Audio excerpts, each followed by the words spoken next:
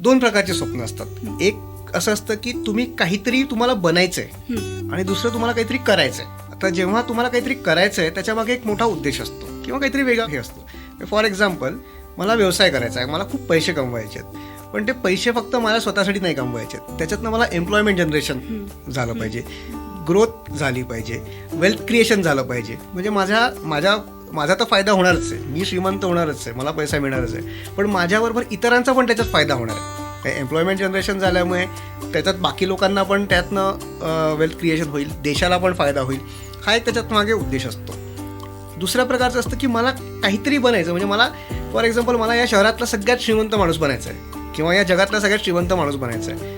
इथे एक इगो आला, इथे मीपणा आला. बरोबर. तर तेव्हा अशा प्रकारचे जे स्वप्न बघतात ना, तिथे आपले पाय उडणारे पण खूप लोक असतात आणि तेव्हा आपल्याला युनिव्हर्स पण आपल्याला मदत करत नाही. कारण ते म्हणतात की अरे तुला पण बनायचंय, मला पण बनायचंय, सगळ्यात श्रीमंत प्रत्येकालाच बनायचंय.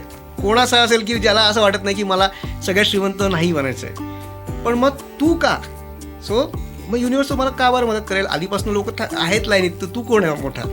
पण जेव्हा तुमच्या स्वप्नामागे काहीतरी यश असतं किंवा त्याच्यामागे काहीतरी एक वेगळं हे असतं, तेव्हा तुम्हाला लोक मदत करतात, तेव्हा युनिव्हर्स पण तुम्हाला मदत करतं ते स्वप्न पूर्ण करण्यासाठी. सो त्याच्यामुळे स्वप्न अशी बघावे नेहमी की त्याच्यात काहीतरी करण्यासाठी आपण स्वप्न बघितले ना, तर ते स्वप्न पूर्ण करण्यासाठी आपण पावलं पण टाकतो आणि ते पूर्ण होण्याचे चान्सेस पण जास्त असतात.